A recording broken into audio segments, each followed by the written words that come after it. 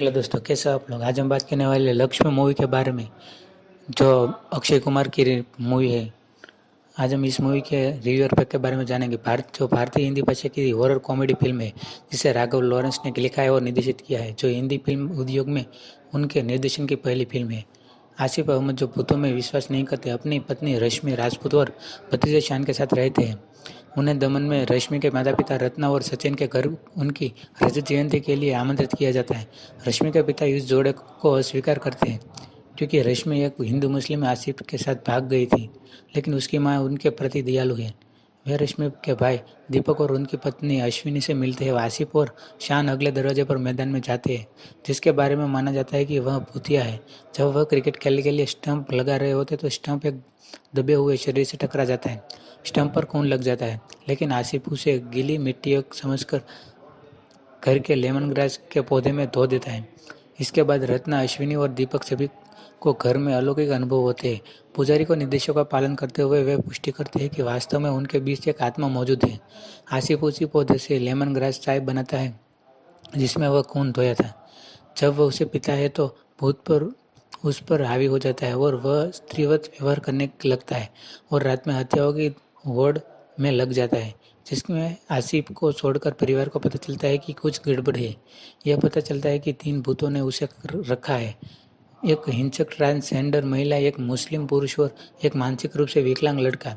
आसिफ का परिवार एक भूत लगाने वाला को काम पर रखता है, जो उसके शरीर से मुख्य आत्मा को बाहर निकालता है। उसे वो फंसकर भूत अपनी कहानी बताता है। लक्ष्मण शर्मा उर्फ लक्ष्मी को उसके माता पिता ने ट्रांसजेंडर होने के कारण बचपन में ही त्याग दिया था। उसे अब्दुल चाचा नामक एक दयालु मुस्लिम ने गोद ले लिया, जिसका एक मानसिक रूप से विकलांग बेटा है।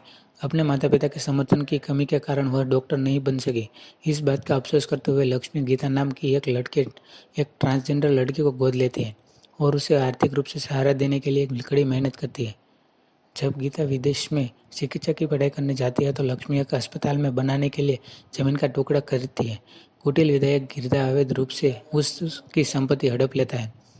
जब लक्ष्मी गुस्से में गिरजा और उसकी पत्नी से भिड़ जाती है तो वह उसे अब्दुल चचा और उसके बेटे को बेरहमी से मार देते हैं और शवों को लक्ष्मी की अपनी जमीन पर दफना देते हैं, जो अब बगल में है। लक्ष्मी पहले ही गिरजा के गुर्गों को मार चुकी है, जबकि पहले आसिफ पर उसका कब्जा था। उसकी कहानी सुनने के बाद आसिफ के उसके लिए न्याय की कमी से दुखी हो जाता है। इस प्रकार वह अपना बदला पूरा करने के लिए स्वेच्छा से उसे एक बार फिर अपने कब्जे में लेने देता है।